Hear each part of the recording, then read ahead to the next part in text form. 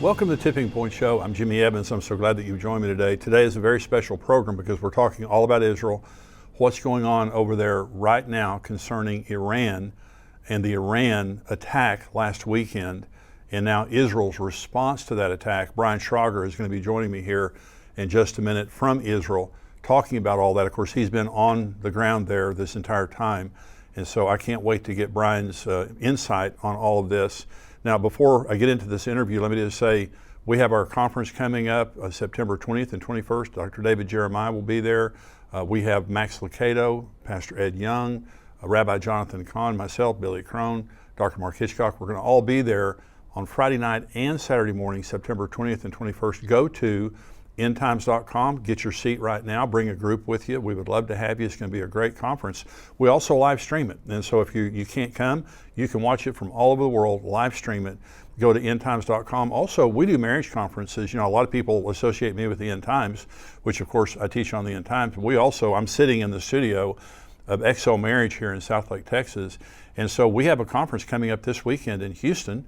If you're married, you want to be married, whatever, it's at Grace Church in Houston, Texas. Go to xomarriage.com/conference and you can sign up and be there. I'll be speaking Friday night and this Saturday morning in Houston at Grace Church for this XO Marriage Conference. It's an excellent time just to tune up your marriage. Maybe you have issues that you're working through. Myself, Dave and Ashley Willis, Dan Leanne, Pastor Garrett Booth and his wife Andrea. We have some great speakers. You're going to get some great ministry. We'd love to have you. I'd love to see you there this coming Friday and Saturday. I'm pleased today to have joining me on the show our endtimes.com Israel correspondent, Brian Schrauger. He's worked as a journalist in Israel since 2014, serving for 2 years as the head of the news division for Bridges for Peace, and in 2020 until 2021 as the bureau chief for the USA Radio Network. He's joining me today to talk about current events in Israel. Well, Brian, thank you for joining me today, and you do a great job as our endtimes.com Israel correspondent. We appreciate all that you do. This a powder keg over there right now, to say the least. And last Saturday, of course, Israel bombed the consulate in Damascus the week before, and Iran vowed a response. And of course, you guys saw the response last Saturday. You were in Jerusalem when that happened, weren't you?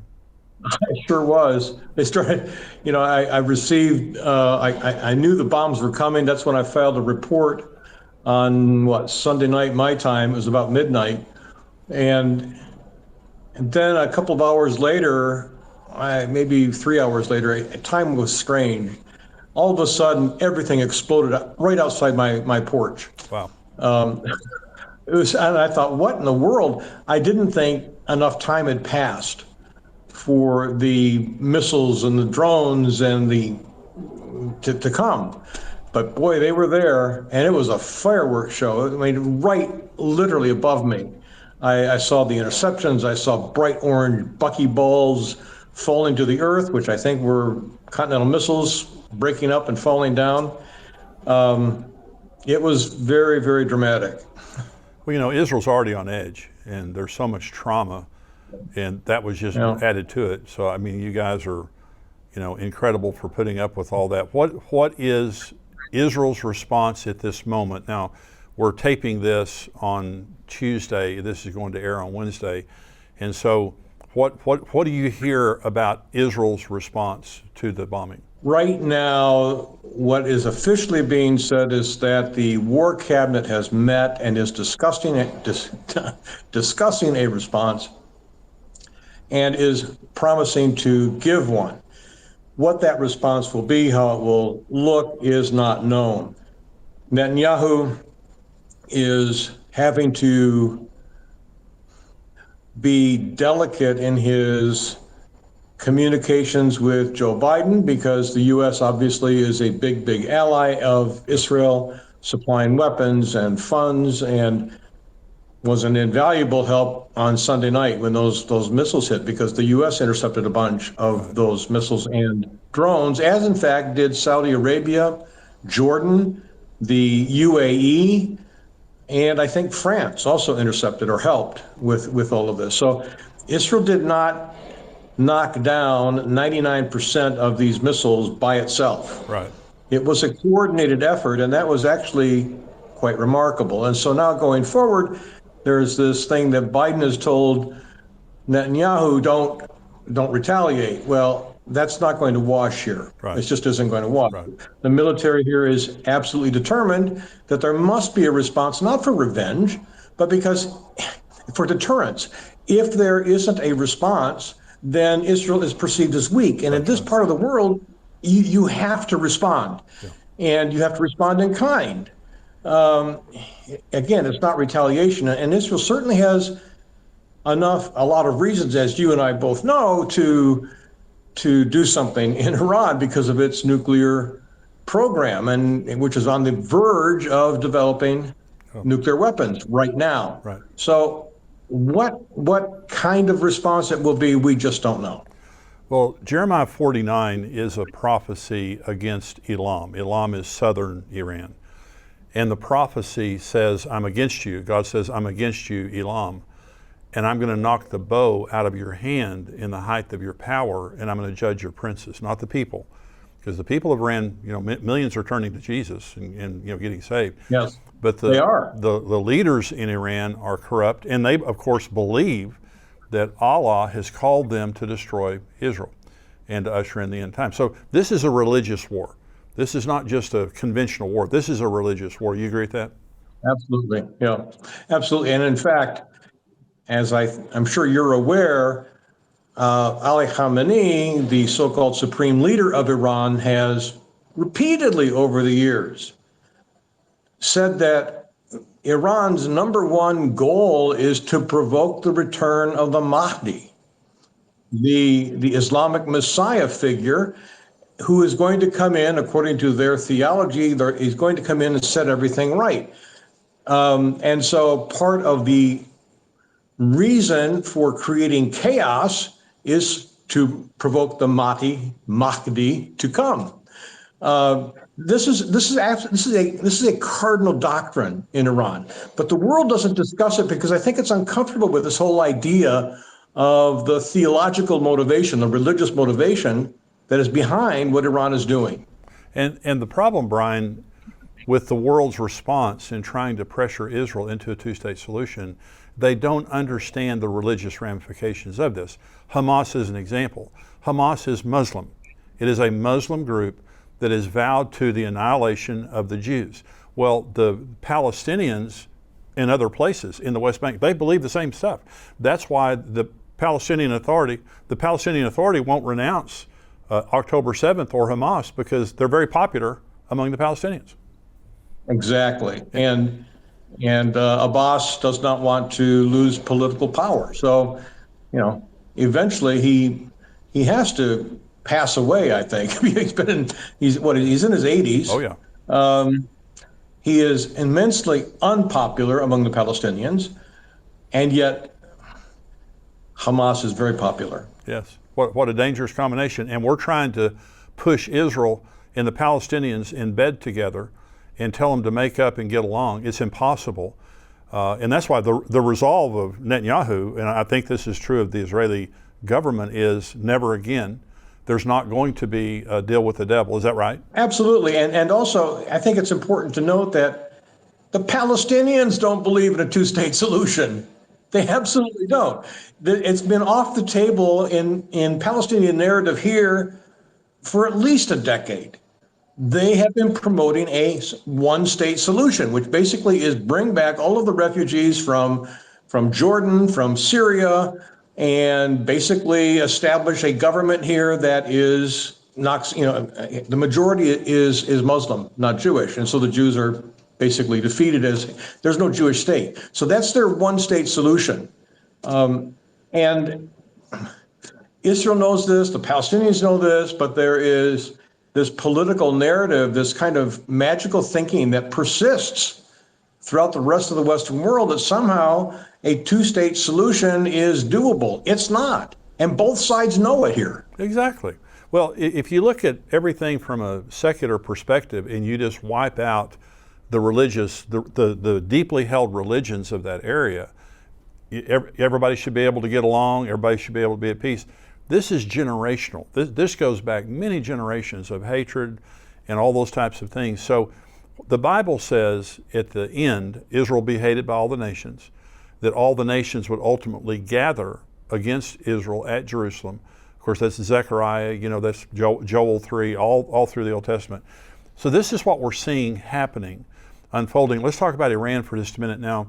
The red line that existed has been erased.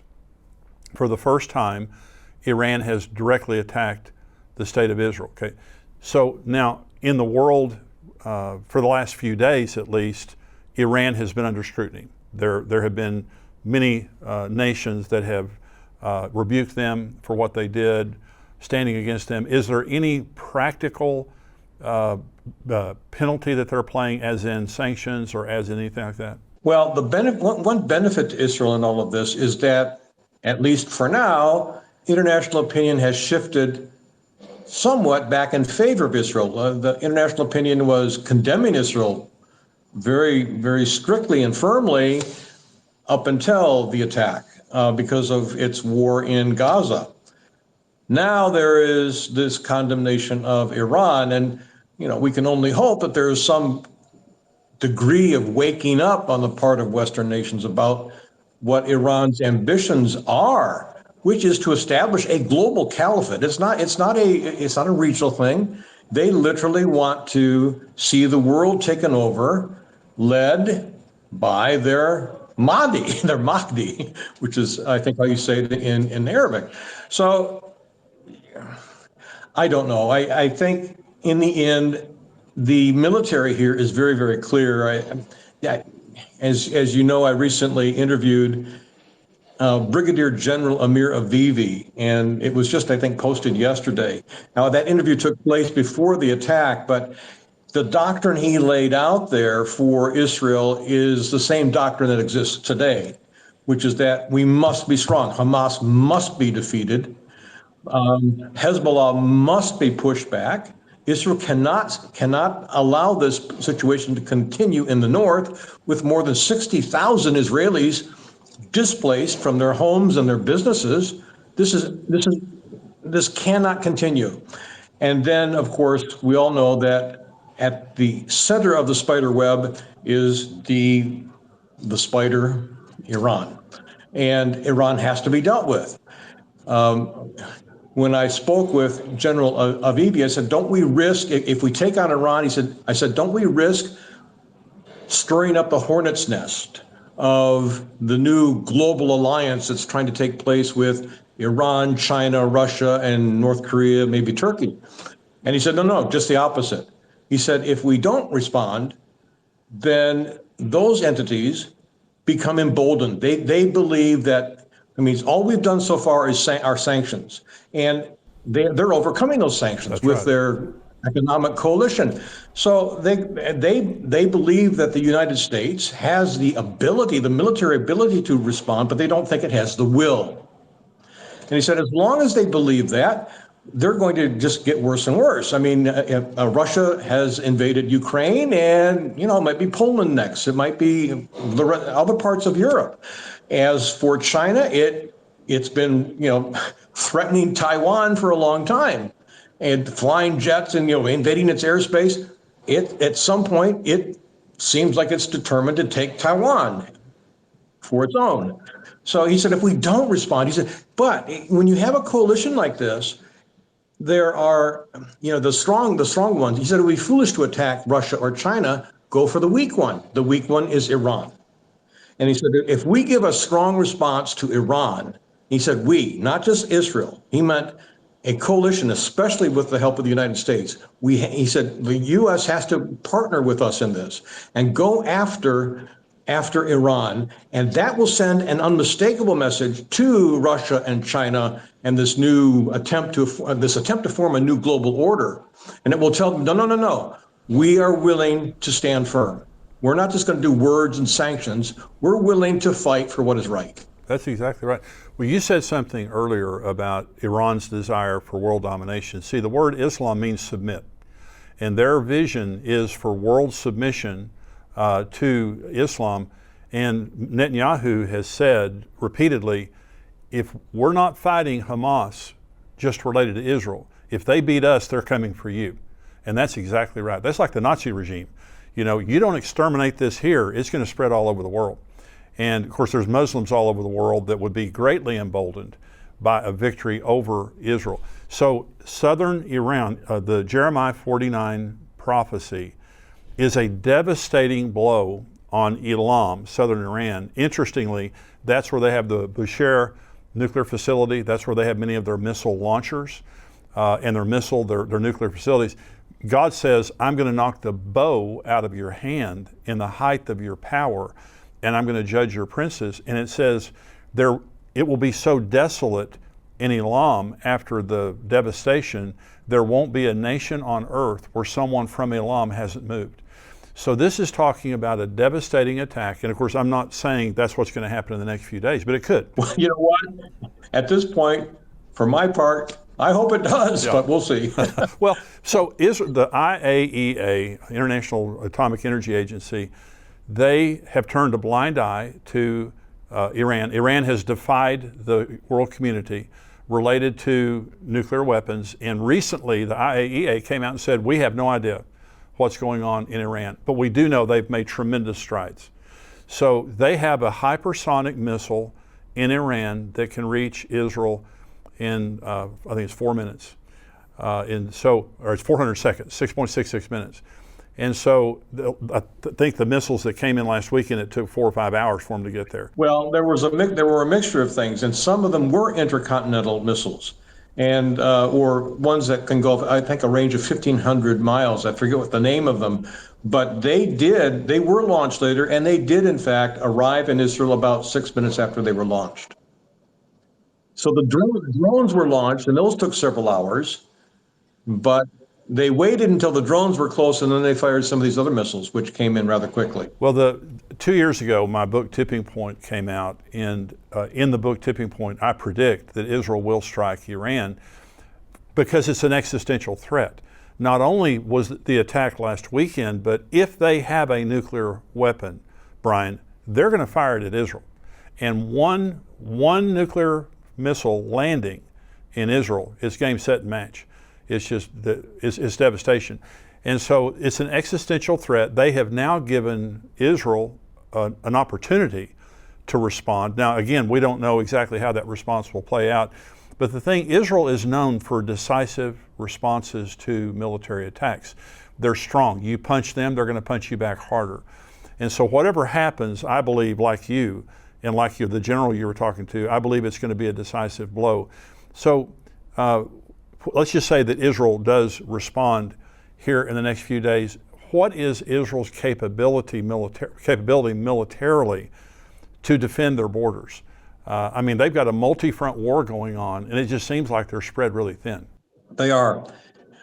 The military objective that Israel embraced from October 7 forward was first, defeat Hamas, defend ourselves against Hezbollah, because there was a very keen concern that Hezbollah may launch a full-blown attack too. That was on everybody's minds on October 7 and 8. They didn't, but they have entered into the fray, and what's been going on with Hezbollah in the north is a virtual war. But Hamas has to be defeated first. Now that whole doctrine has been kind of mixed up or upset now because of the attack from Iran on Sunday. So we're engaging in speculation here. There's no doubt that Israel is spread thin in terms of manpower, and it really doesn't have, in my opinion, it doesn't have the necessary personnel to take on a full-blown war on two fronts. Now, as we have seen, Israel, in fact, withdrew most of its troops from Gaza before this attack from Iran, perhaps in anticipation of it, perhaps in anticipation of invading and dealing with Rafah in the south of Gaza. We don't know. I mean, this has been actually perplexing and troubling to a lot of Israelis. Why did we do this? Maybe they're ready for something to happen in the north. They knew that there might be a need for their personnel to go up there. Also, people needed a break. I mean, a lot of people hadn't seen their families or been to their work for months. So Israel, Israel, Israel has a lot of air power and military power, but it doesn't really have the personnel to fight a war on two fronts. If it goes after Iran right now, it's not going to be sending troops on the ground, obviously, to Iran. It's too far away. And if Iran decides to actually do something in a major counter answer and authorize Hezbollah to launch its 100,000 plus missiles, which can hit any place in Israel, then yeah, it's going to be problematic. But it's not going to be so much a boots on the ground thing. It's going to be all these missiles coming in again, like it was on Sunday. It's not going to be a conventional war. And Israel has tremendous firepower militarily. So let's talk about politics for just a minute, Brian. So Netanyahu is under fire, under scrutiny. Is there a movement to oust him? Well, there's certainly before October 7, there were about half the country was out in protests at least every Saturday night after Shabbat, calling for new elections. The coalition that Netanyahu put together after this last election is unlike any other coalition he's had in the past. In the past, his coalition has included the Haredim, the ultra-Orthodox Jewish parties, but he's always had if you will, a moderate, non-religious party as part of the coalition. And so what he was able to do was he was able to say to the ultra-Orthodox, I can't really do what you want me to do right now, because if I do, this other part of our coalition will leave and the government will fall, okay? That's not the case anymore. Now, everybody in his coalition is from these ultra-Orthodox religious parties.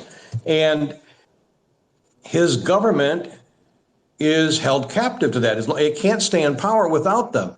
And so they've been driving an agenda which is often problematic. One of the things that is the greatest irritants in Israel is that the young men of these Haredim do not serve in the IDF. And we need the personnel. We need the boots on the ground. Now, they would not have to be even in battle. They could be doing support work, volunteer work, working with in the background, but they won't do it. They absolutely resolutely refuse. And this is, when you have others, every Israeli here has a family member, a friend who's either wounded or fallen in battle. I mean, it is visceral here. And then to have a group of people within the country say, no, we're not going to do anything. We refuse to serve, to defend this country. But by the way, we want all your money. We want your money to come in to fund everything for us, but we won't pay we don't pay taxes because they don't work, and they won't fight in the military. This is not a formula for endearing the government to the rest of the culture. So it's not, sometimes I think in the U.S., what's happening in Israel is framed as if it was a U.S. left-right issue. It isn't so much like, it isn't that. There's some of that, but it's actually more of a religious to moving toward secular, if you will. But it's a religious, ultra-religious to non-religious spectrum. Something, the good news in all of this is Jesus is coming. Jesus said, when you see all these things begin to happen, look up and lift up your head, your redemption draws near. And I believe that Jesus is, the rapture could happen at any time. Nothing else has to happen for the rapture to happen when Jesus comes for his church. Everything happening, all the signs of the times are pointing to the fact he's at the door. And so I'm just saying that's the exciting part, is we're not going to go through the tribulation. We're not going to go through the wrath. We're not going to see the Antichrist when he appears. We're going to be with Jesus, and I believe he could come at any minute. And so I want to thank you for being a subscriber to endtimes.com. If you're not a subscriber, go to endtimes.com, become a subscriber. But I also want to ask you for some help today. Months ago, we did not have Brian Schrauger as our Israel correspondent, but we needed one. And I asked you guys to help us financially, and you did, and we hired Brian. Brian's been a huge blessing. And to have him on the ground right now with everything going on there is just a huge blessing. And so thank you for helping with that. We have 3 production positions that we need to fill here at endtimes.com. We're growing. We're trying to reach more people. We're trying to reach you better than ever. We don't raise our price for a subscription at $7 a month, but we do ask you if you would pray about helping us. Some of you, the Lord has blessed you financially, and you have that ability. I'm just saying we need you. These are the end times, I believe, and I believe this is a critical message to be sent out to people in the midst of all the anxiety and the deception that's happening. The people need the truth, and so we rely on you to help us financially to do everything we do. And right now we need several production positions. And so go to endtimes.com if you can help us. Some of you have really been touched by this ministry because you tell me. You write in, or I see you on the street, you tell me. And if this ministry's touched you and the Lord's blessed you financially, would you help us? Anything that you give is going to be a blessing. Some of you could give more. You give an extraordinary gift to help us. We will use that to help to hire some positions to grow this ministry, to reach people, as many people as we possibly can before the Lord's return. You go to endtimes.com, right there where it says donate. You can give a recurring gift or you can give a one-time gift. Either way, we appreciate so much every single thing you do to help us. And I know that you like our programs, and many of you tune in, but we hope it's a blessing to you. And we're going to keep you up to date on anything that's happening in Israel, Israel's response to Iran, Iran's further response, all the things happening over there. We're going to keep you up to date. Thank you so much for joining us today. I'll see you next time. God bless you.